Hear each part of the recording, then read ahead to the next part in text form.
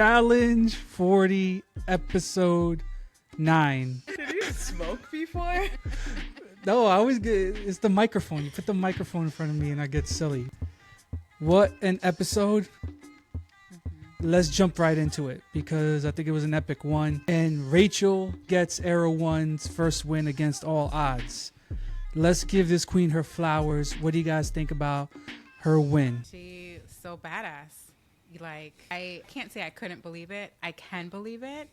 It was a long time coming. Honestly, I felt like she was carrying her team, Era 1. And I'm just so proud of her. I think she's amazing. What a rock star.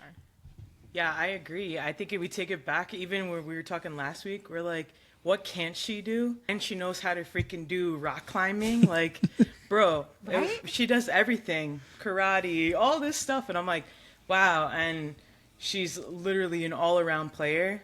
So happy for her.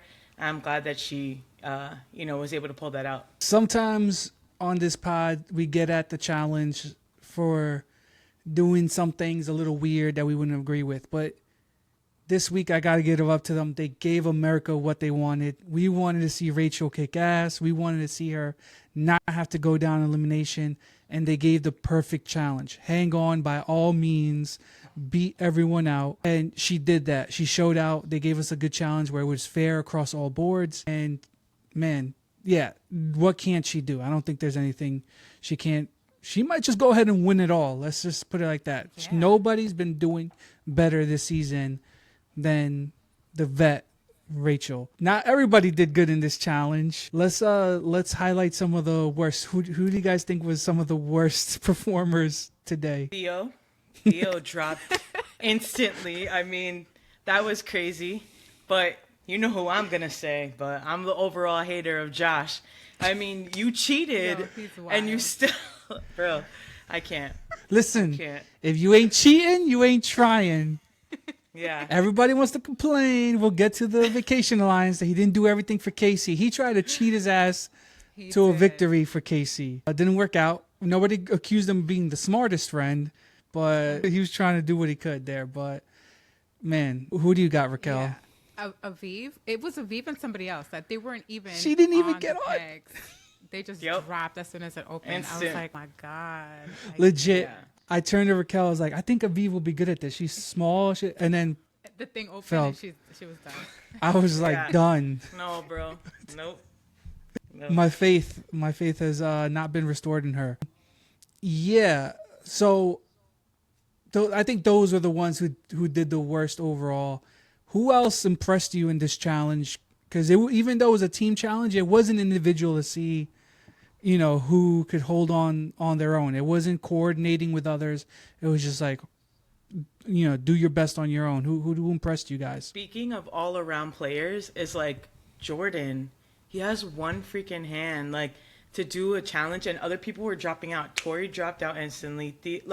And then to see him hanging on, and he was like, all right, hey, you have to have this. Like, go ahead. Like, kudos to him, because that shit is impressive. Like, I could never imagine that, but to me, he impressed me, I think, the most. Yeah. I'm also going to say Nehemiah, because he was on 4 pegs, I think. And I just feel like it wasn't impressive because, in a sense that, like, I don't know how to explain it. I was surprised that he just lasted as long as he did. I think he did good. I forgot what his time was, though. I think it was It was either up 8 there. minutes, over 8 Yeah. minutes, or 10 minutes or something like that. Yeah. Yeah, I fully agree with those. I got to give it up to Laurel. Think what you may about her. All of the other big people on the challenge, Theo, Josh, Olivia, Jenny, all these people who are super strong and usually do impressive on these things, they fell quick because this wasn't made for the bigger Yeah. people, except for Laurel. She's another one who, again, whatever you may feel about her personality or anything like that, when she wants to pull through and get a win, she really goes after it. And then obviously Devin and Casey were fighting for their lives, but both of them showed out pretty well today. But yeah, I think it was a fun challenge. It really kind of just was a reminder of who stacks up, and it was a good teaser for later in the episode when it was about to when it was about to be every man for. Well, when we're not there yet. We're not there yet. Hold on for a second, because that's definitely huge this episode. So coming out of that, Rachel pulls out the win, and Era 3 goes straight into elimination. So we have this thing. Is it going to be Ryan and Laurel, or is it going to be Kylan and Casey? And somehow, always in the thick of it, is the Vacation Alliance. And then somehow in the middle of that is our friend Joshua. So I'll put it this way. What is it about Josh that he finds himself in these situations every week in the middle of some sort of stalemate in the house? I think what is it that you always say about Josh? It's like worse to be his friend than it is to be his enemy. I mean, I don't know why he doesn't have a backbone or what it is. It's like, oh yeah, I defended her, or I defended Corey, and like I did as much as I could, when it's like, yeah, I believe in everything you say. Good way to go. It's like, bro, and it's every time too. I'm always like, I know these people watch the seasons, even if they're not on it. I know they watch the seasons. I know that they know how Josh moves. So when it happens to them, everybody's all shocked. And it's like, dude, have you not seen last season or the one before that? And there's this like level of this perception that Josh has all this power. It's like he cries. Like that's like his superpower. Why? I don't understand. I'll never get it. Yeah, I'll never get I think he hypes everything up as well. Like, I think he thinks that he is super popular and has all these alliances. I don't know if I just want to quickly take this back to, like, remember when him and Wes were, like, when he was trying to make him and Wes a thing, and Wes is like, me and you are never going to be a thing. Like, you might be against me, but I don't care about you. Like, he always tries to make this a thing, and it's like, he thinks that he's so big and like a heavy hitter, and it's like, bro. Yeah, and it's sad because I do think that people use him. He's a big dude. He's strong. Like, he can win challenges. So they need him.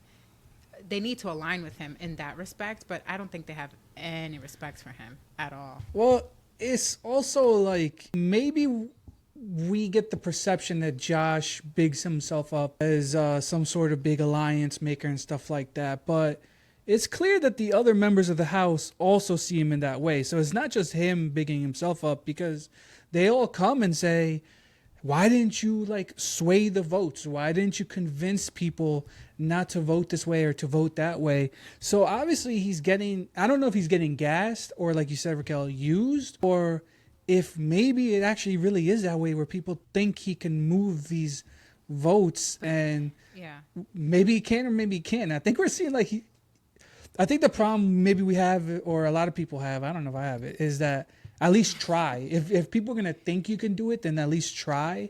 And he's not trying at all. But we know that the episode that sticks in my mind, a few seasons ago, when they had like the little tennis balls or golf balls going in the tubes, and he promised someone that he wasn't going to vote them in. Bananas. It was bananas. Yeah. Mm-hmm. And that's the first thing he did. And it's like, show me who you are once, bro. Like, I can't even blame him. He paid him at back. this point. He paid him back this season. It only took like 3 years. Yeah. But, you know, like, why is Casey all shocked? I don't know. But, I mean, good for her. She got airtime finally. We saw the writing on the wall, but... So, okay, so let's dissect this a little bit. Devin, Tori, Casey, as part of this Vacation Alliance, expected him to go to Rachel, which that was new to me. I didn't know Josh had this super close relationship with Rachel where he could convince her, hey, you know, these people you don't ever care about, protect them and vote in your friend of 20 years. And she was considering it a little bit, but was he really going to be able to get that done? Or should he have even tried? I think if you said you were going to try, then you should try. Like, yeah, especially if it's like a film show. Like, people are going to be able to watch it back. Like, I think you should.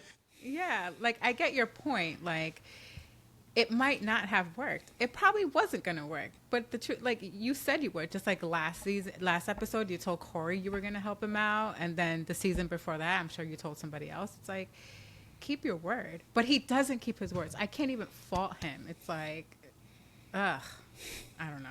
I don't know who I'm more mad at.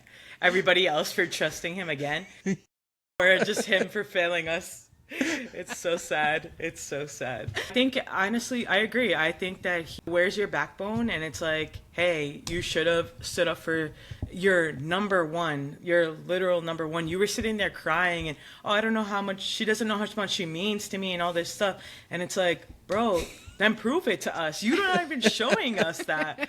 And I'm like, yo, it's so crazy to me. And I think he really should have. And I know that he couldn't have swayed her decision, but even Rachel herself said it, like, he didn't even try that hard. Like, she was like, I thought he would go harder. He said That's it pretty sad. himself that he would have tried harder. My favorite part of that situation is when he comes back to the Vacation Alliance meeting and Laurel's outside listening, and he's like, I talked to her, yeah. And Devin's like, well, did you try to tell her that? And he's like, I didn't say that. No. It's like, bro, the simplest thing is just tell her that we were going to have her back if she votes our way. And he's like, no, that's a good idea. I should have said that. He just went in there. But I also think that's why people like him, because he goes in there and he listens to people and he cares. And he's like, okay, Rachel, I hear how hard this game's been for you and that this is your big shot. I understand. I'm not going to put that pressure on you. You do what's best for you, and I respect that. And I think that's what gets him the relationship, but it's also what comes back to bite him in the ass, because then he can't really do anything or do the things that he's expected to do. So, man, I don't know. And if I see Josh that lives in Miami, if I see him in these streets, it's curtains, man. I'm getting him. I'm getting him for everybody. This is what, because Nani can't afford her baby now. This is for Corey. This is for Devin. This is nah. I'm gonna get him. Devin, he'll be all right. He got a girl. He got the girl in the end. Yep. So yeah, so that whole thing, despite what Josh could have, maybe should have, would have done, it ends up Rachel makes her decision. We won't spoil who goes in and who goes home, but then TJ, we will spoil this. TJ drops the biggest bomb on the house. I think it's something that we were all expecting, but still, it didn't make me any less hype when it came. No more eras. Every person for themselves. They still rep their era as kind of a flag, but no teams. But they're still targets. They're still targets. It's just anyone can get it, it looks like now. So what do you guys think that means? And how excited are we for this revelation halfway through the season? I'm so excited for this part, but I really hope that everybody stops volunteering and stops trying to be like noble. Like, I'm done with that. Like, all right, I'm targeting you, and I'm targeting you, and that's it. I'm not looking for volunteers and whatever. So I hope people start being cutthroat and really taking advantage of this and like showing your cards, you know? I'd like to see the drama. I'd like to see like what people are thinking. So yeah, I'm excited for this still. Yeah, that's the first thing I said. I was like, I hope nobody tries to volunteer. Like, that's dumb at this point. Like, what do you? There's nothing to prove now. Right. But I'm excited for it. I was waiting for the individual. Although for me, it always felt like it was Rachel against everybody else. Even when she had her whole era with her, I'm like, it's just Rachel. The Viejitos. The Viejitos Alliance. The Viejitos Alliance. Yo, one is the Vacation Alliance and the other one's the Retirement Alliance in Florida. Facts. One's going to Florida for Facts. vacation. The other one's to retire. Nah, but, you know, it's good for Rachel because now it's not automatic. Era 1 gets a target. I guess it's whoever wins the challenge gets to pick someone on the target, someone else to go, or against someone who's last. I don't know. I think it's going to be something like that. But the thing that stood out to me the most in this selection is, as much as we talk about the Vacation Alliance and as much as we talked about Era 3 and Era 4 dominating the game, everyone still is scared of the same people, and that's Bananas and Laurel. Everyone's still scared of the big guns, and they went right after Bananas. And Era 2 kind of in general, even though they're not a team anymore, it still feels like even though they haven't won that much, you're still worried about them. Like, they're still in your head. Devin wasn't going against Johnny this whole episode. How many times did Bananas come out of his mouth? Pun intended. But like, like, you're not going against Johnny. You got going against Kyland. And Johnny gets into people's heads, and I don't know what it is, but it stood out to me in that vote. Yeah, I agree. But I mean, they earned that heavy hitter. Like, they earned that heavy weight, and it's like they are a threat. And like you said, it's like, think of however you want of them, they still earned that threat that they perceive or that they have. But I don't know. I don't know what they're gonna do or how they're gonna do on these individuals, or if they're gonna be targeted a lot. But I'm excited to see it all. Who do you think has the most to gain from breaking up the teams, Raquel? Like, who do you think comes out in a better spot than they were before? That's a great question. That's a really good question. Maybe Corey? No, not Corey. Why not? Maybe. Well, it was obvious Era 3 really didn't have his back like that. They didn't. But then I'm thinking, like, who would he establish a relationship with now? Maybe Rachel, because they're kind of, although Rachel has Ryan, I just feel like there's no one there that I really see that would truly be like, okay, Corey, I got you. Nehemiah? I don't think he's earned that respect yet. For some reason. I don't think he's earned it.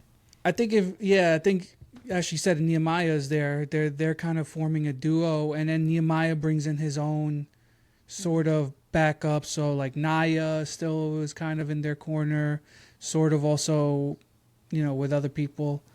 I'll tell you though, I think now having like dismantling the eras, the teams, is gonna bring out like the true skill set of like Michelle and Aviv, who have really skated by.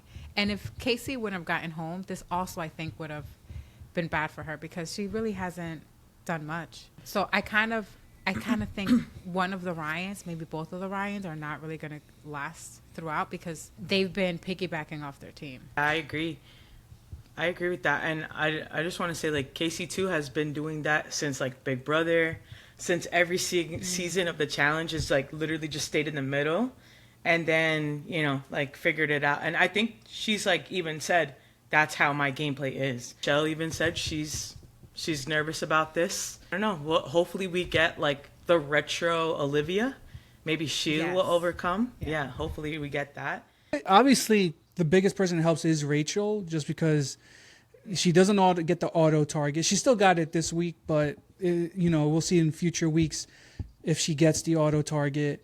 I think it helps Bananas because he kind of has sort of factions throughout the house, and now he has Laurel, then he has Rachel, he has Jenny and Josh, sort of, so he has some support there.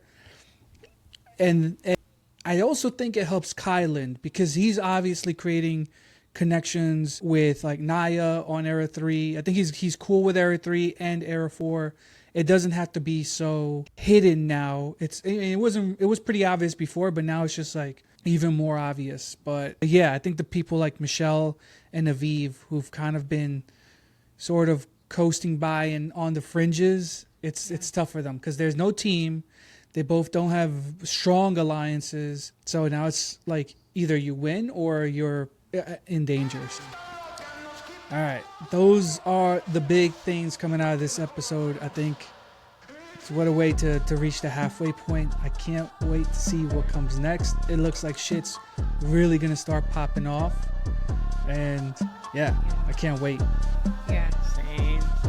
Here's where the season truly begins, right here. Yep. And best of luck to Josh, our favorite. Bye. Bye. Bye.